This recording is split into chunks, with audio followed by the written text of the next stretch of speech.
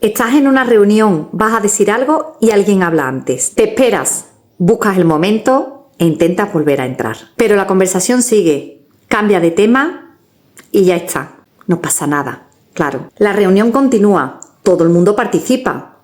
Todo va estupendamente. Tú también estabas ahí.